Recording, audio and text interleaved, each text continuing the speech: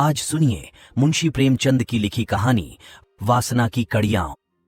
बहादुर भाग्यशाली कासिम मुल्तान की लड़ाई जीतकर घमऊ के नशे से चूर चला आता था। शाम हो गई थी। लश्कर के लोग आरामगाह की तलाश में नजरें दौड़ाते थे, लेकिन कासिम को अपने नामदार मालिक की खिदमत में पहुंचने का शौक उड़ाए लिए आता था। उन तैयारियों का ख्याल करके जो उसके स्वागत के लिए दिल्ली में की गई होंगी, उसका दिल उमंगों से भरपूर हो रहा था। सड़कें बंदनवारों और झंडियों से सजी होंगी, चौराहों पर नौबत खाने अपना सुहाना राग अलापेंगे।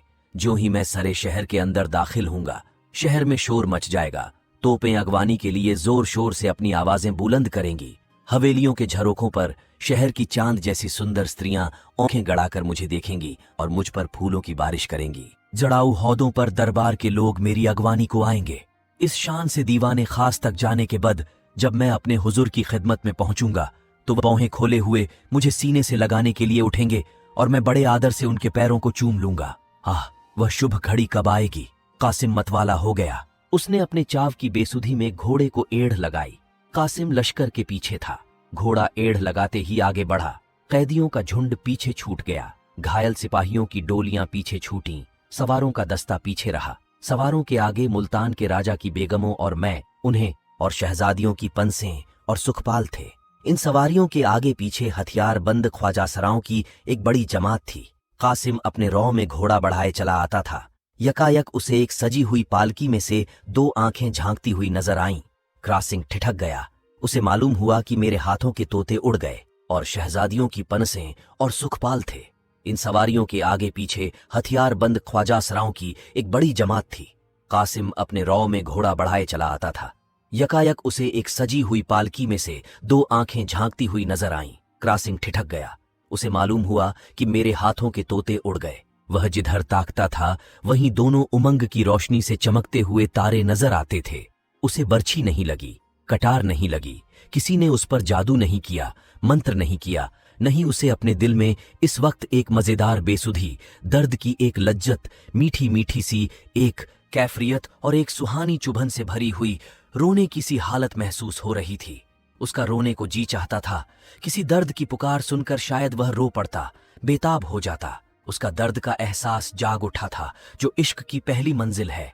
क्षण भर बाद उसने हुक्म दिया, आज हमारा यहीं कयाम होगा। आधी रात गुजर चुकी थी। लश्कर के आदमी मीठी नींद सो रहे थे। चारों तरफ मशालें जलती थीं और तलाशे के जवान जगह जगह बैठे जम्हाइयां लेते थे। लेकिन कासिम की आंखों में नींद न थी। वह अपने लंबे चौड़े पुरलुत्फ खेमे में बैठा हुआ सोच रहा था, क्या इस जवान औरत को एक नजर देख लेना कोई बड़ा गुनाह है? माना कि वह मुल्तान के राजा की शहजादी है और मेरे बादशाह अपने हरम को उससे रोशन करना चाहते हैं, लेकिन मेरी आरजू तो सिर्फ इतनी है कि उसे एक निगाह देख लूं, और वह भी इस तरह कि किसी को खबर ना हो, बस। और मान लो यह गुनाह भी हो तो मैं इस वक्त वह गुनाह करूंगा। अभी हजारों बेगुनाहों को इन्हीं हाथों से कत्ल कराया हूं। क्या खुदा के दरबार में गुनाहों की माफी सिर्फ इसलिए हो जाएगी कि बादशाह के हुक्म से किए गए? कुछ भी हो, किसी नाजनीन को एक नजर देख लेना किसी की जान लेने से बड़ा गुनाह नहीं। कम से कम मैं ऐसा नहीं समझता। कासिम दीनदार नौजवान था। वह देर तक इस काम के नैतिक पहलू पर गौर करता रहा। मुल्तान को फतेह करने वाला हीरो दूसरी बाधाओं को क्यों ख्याल में लाता? उसने अपने खेमे से बाहर निकलकर देखा, बेगमों के खेमे थोड़ी ही दूर पर गड़े हुए थे। कासिम ने तजान बूझकर अपना खेमा उसके पास लगाया था। इन खेमों के चारों तरफ कई मशालें जल रही थीं और 5 हबशी ख्वाजासरा रंगी तलवारें लिए टहल रहे थे। कासिम आकर मसनद पर लेट गया और सोचने लगा, इन कमबख्तों को क्या नींद न आएगी? और चारों तरफ इतनी मशालें क्यों जला रखी हैं? इनका गुल होना जरूरी है, इसलिए पुकारा, मसरूर, हुजूर फरमाइए, मशालें बुझा दो, मुझे नींद नहीं आती। हुजूर, रात अंधेरी है। हाँ, जैसी हुजूर की मर्जी। ख्वाजासरा चला गया और एक पल में सबकी सब मशालें गुल हो गईं। अंधेरा छा गया। थोड़ी देर में एक औरत शहजादी के खेमे से निकलकर पूछा, मशरूम, सरकमार पूछती हैं, ये मशालें क्यों बुझा दी गईं? मशरूम बोला, सिपहदार साहब की मर्जी, तुम लोग होशियार रहना, मुझे उनकी नीयत साफ नहीं मालूम होती। कासिम उत्सुकता से व्यग्र होकर कभी लेटता था, कभी उठ बैठता था, कभी टहलने लगता था। बार बार दरवाजे पर आकर देखता, लेकिन 5 ख्वाजासरा देवों की तरह खड़े नजर आते थे। कासिम को इस वक्त यही धुन थी कि शाहजादी का दर्शन क्यों कर हो। अंजाम की फिक्र, बदनामी का डर और शाही गुस्से का खतरा उस पुरजोर ख्वाहिश के नीचे दब गया था। घड़ियाल ने 1 बजाया। कासिम यूं चौंक पड़ा गोया कोई अनहोनी बात हो गई, जैसे कचहरी में बैठा हुआ कोई फरियाद अपने नाम की पुकार सुनकर चौंक पड़ता है। ओहो, 3 घंटों से सुबह हो जाएगी, खेमे उखड़ जाएंगे, लश्कर कूच कर देगा।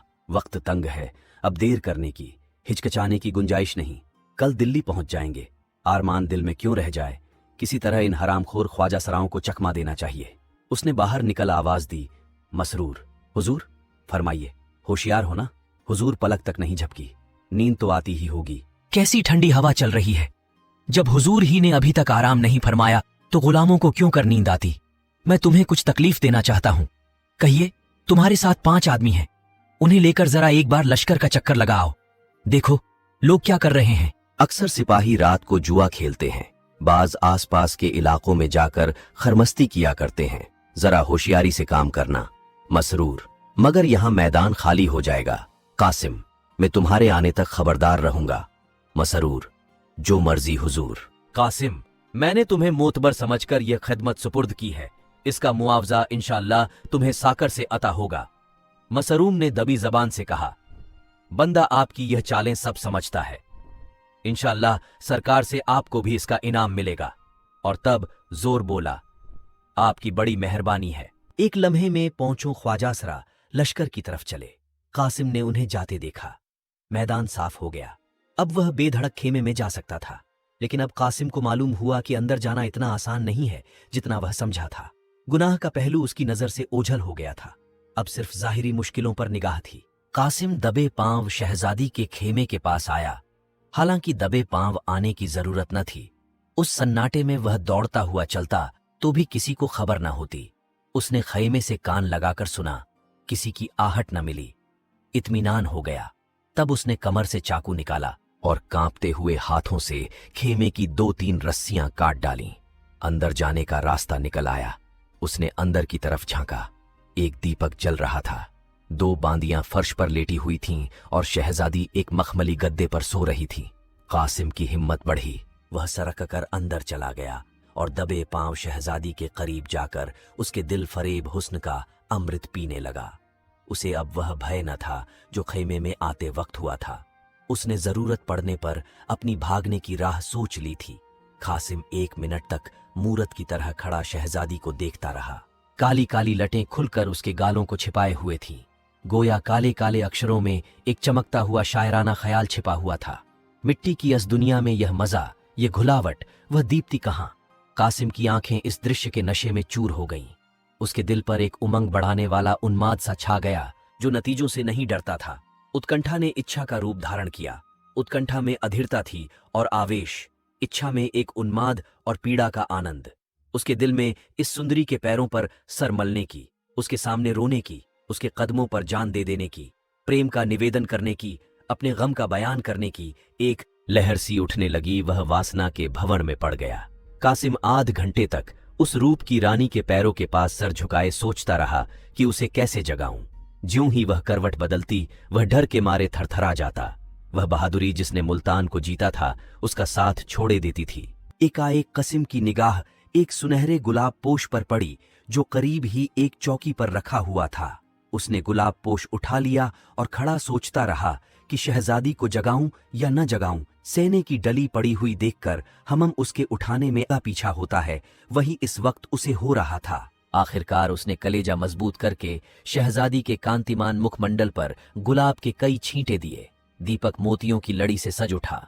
शहजादी ने चौंकर आंखें खोलीं और कासिम को सामने खड़ा देखकर फौरन मुंह पर नकाब खींच लिया और धीरे से बोली, मसरूर। कासिम ने कहा, मसरूर तो यहां नहीं है, लेकिन मुझे अपना एक अदना जांबाज खादिम समझिए। जो हुक्त होगा उसकी तामील में बाल बराबर उज्र न होगा। शहजादी ने नकाब और खींच लिया और खैमे के एक कोने में जाकर खड़ी हो गई। कासिम को अपनी वाक शक्ति का आज पहली बार अनुभव हुआ। वह बहुत कम बोलने वाला और गंभीर आदमी था। अपने हृदय के भावों को प्रकट करने में उसे हमेशा झिझक होती थी। लेकिन इस वक्त शब्द बारिश की बूंदों की तरह उसकी जबान पर आने लगे। गहरे पानी के बहाव में एक दर्द का स्वर पैदा हो जाता है। बोला, मैं जानता हूं कि मेरी यह गुस्ताखी आपकी नाजुक तबीयत पर नागवार गुजरी है। हुजूर, इसकी जो सजा मुनासिब समझे उसके लिए यह सर झुका हुआ है। आह, मैं ही वह बदनसीब। काले दिल का इंसान हूं जिसने आपके बुजुर्ग बाप और प्यारे भाइयों के खून से अपना दामन नापाक किया है। मेरे ही हाथों मुल्तान के हजारों जवान मारे गए, सल्तनत तबाह हो गई, शाही खानदान पर मुसीबत आई और आपको यह दिन देखना पड़ा। लेकिन इस वक्त आपका यह मुजरिम आपके सामने हाथ बांधे हाजिर है। आपके एक इशारे पर वह आपके कदमों पर न्योठावर हो जाएगा और उसकी नापाक जिंदगी से दुनिया पाक हो जाएगी। मुझे आज मालूम हुआ कि बहादुरी के पर्दे में वासना आदमी से कैसे कैसे पाप करवाती है। यह महज लालच की आग है, राख में छिपी हुई सिर्फ एक कातिल जहर है, खुशनुमा शीशे में बंद। काश मेरी आंखें पहले खुली होतीं तो एक नामवर शाही खानदान यूं खाक में न मिल जाता। पर इस मोहब्बत की शमा ने जो कल शाम को मेरे सीने में रोशन हुई, इस अंधेरे कोने को रोशनी से भर दिया। यह उन रूहानी जज्बात का फैज है जो कल मेरे दिल में जाग उठे, जिन्होंने मुझे लाजच की कैद से आजाद कर दिया। इसके बाद कासिम ने अपनी बेकरारी और दर्द दिल और वियोग की पीड़ा का बहुत ही करुण शब्दों में वर्णन किया, यहां तक कि उसके शब्दों का भंडार खत्म हो गया। अपना हाल कह सुनाने की लालसा पूरी हो गई, लेकिन वह वासनाबंदी वहां से हिला नहीं। उसकी आरजुओं ने एक कदम और आगे बढ़ाया। मेरी इस राम कहानी का हासिल क्या? अगर सिर्फ दर्द दिल ही सुनाना था तो किसी तस्वीर को सुना सकता था। वह तस्वीर इससे ज्यादा ध्यान से और खामोशी से मेरे गम की दास्तान सुनती। काश मैं भी इस रूप की रानी की मीठी आवाज सुनता, वह भी मुझसे कुछ अपने दिल का हाल कहती। मुझे मालूम होता कि मेरे इस दर्द के किस्से का उसके दिल पर क्या असर हुआ। काश मुझे मालूम होता कि जिस आग में मैं फूंका जा रहा हूं, कुछ उसकी आंच उधर भी पहुंचती है या नहीं। कौन जाने यह सच हो कि मोहब्बत पहले माशूक के दिल में पैदा होती है। ऐसा न होता तो वह सब्र को तोड़ने वाली निगाह मुझ पर पड़ती ही क्यों। आह, इस हुस्न की देवी की बातों में कितना लुत्फ आएगा। बुलबुल का गाना सुन सकता, उसकी आवाज कितनी दिलकश होगी, कितनी पाकीज़ा, कितनी नूरानी, अमृत में डूबी हुई। और जो कहीं वह भी मुझसे प्यार करती हो तो फिर मुझसे ज्यादा खुशनसीब दुनिया में और कौन होगा। इस ख्याल से कासिम का दिल उछलने लगा, रगों में एक हरकत सी महसूस हुई। इसके बावजूद कि बांदियों के जग जाने और मसरूर की वापसी का धड़का लगा हुआ था, आपसी बातचीत की इच्छा ने उसे अधीर कर दिया। बोला, हुस्न की मलका, यह जख्मी दिल आपकी इनायत की नजर की मुस्तहक है, कुड़ उसके हाल पर रहम न कीजिएगा। शहजादी ने नकाब की ओट से उसकी तरफ ताका और बोली, जो खुद रहम का मुस्तहक हो वह दूसरों के साथ क्या रहम कर सकता है। कैद में तड़पते हुए पंछी से, जिसके न बोल है न पर, गाने की उम्मीद रखना बेकार है। मैं जानती हूं कि कल शाम को दिल्ली के जालिम बादशाह के सामने बांदियों की तरह हाथ बांधे खड़ी होंगी। मेरी इज्जत, मेरे रूतबे और मेरी शान का दारोमदार खानदानी इज्जत पर नहीं बल्कि मेरी सूरत पर होगा। नसीब का हक पूरा आ जाएगा। कौन ऐसा आदमी है जो इस जिंदगी की आरजू रखेगा।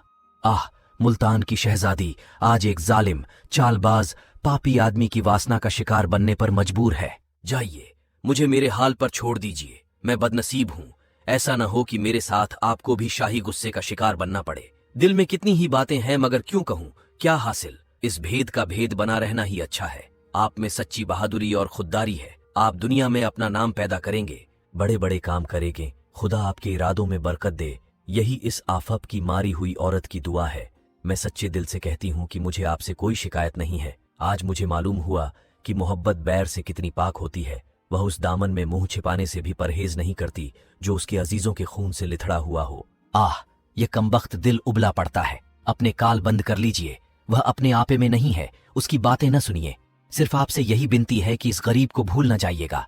मेरे दिल में उस मीठे सपने की याद हमेशा ताजा रहेगी। हरम की कैद में यही सपना दिल को तस्कीन देता रहेगा। इस सपने को तोड़िए मत। अब खुदा के वास्ते यहां से जाइए।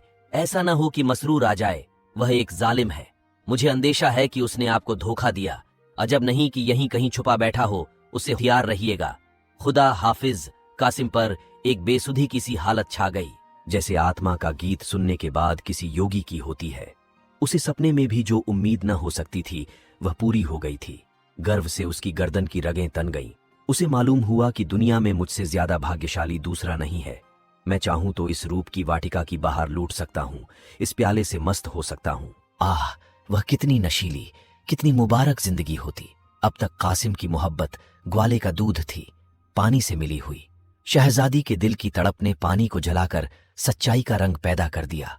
उसके दिल ने कहा, मैं इस रूप की रानी के लिए क्या कुछ नहीं कर सकता। कोई ऐसी मुसीबत नहीं है जो झेल न सकूं, कोई आग नहीं जिसमें कूद न सकूं, मुझे किसका डर है? बादशाह का? मैं बादशाह का गुलाम नहीं, उसके सामने हाथ फैलाने वाला नहीं, उसका मोहताज नहीं। मेरे जौहर की हर एक दरबार में कद्र हो सकती है।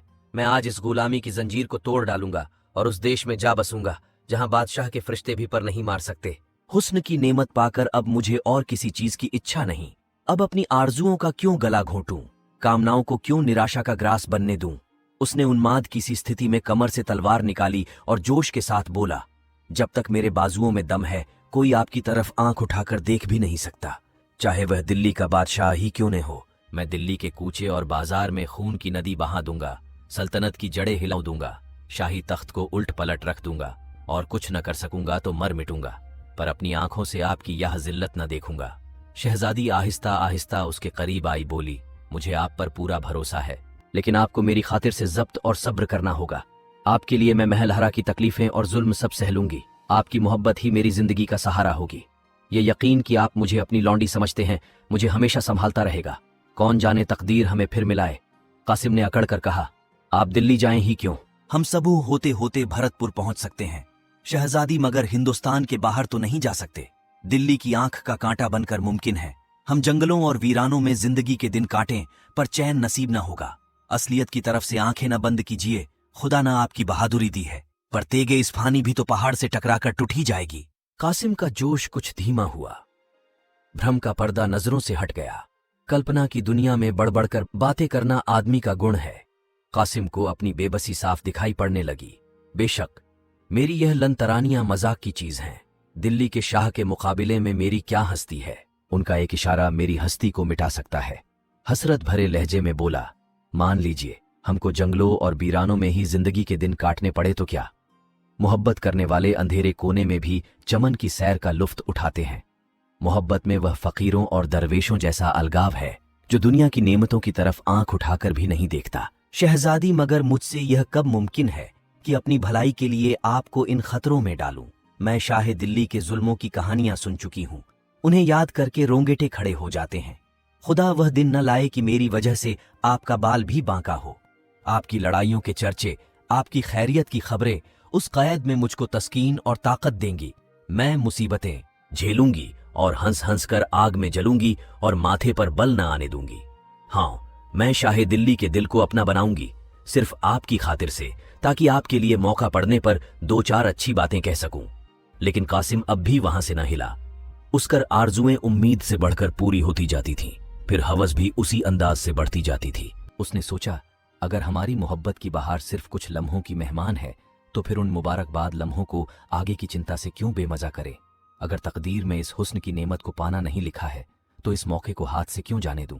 कौन जाने फिर मुलाकात हो या ना हो, ये मोहब्बत रहे या ना रहे।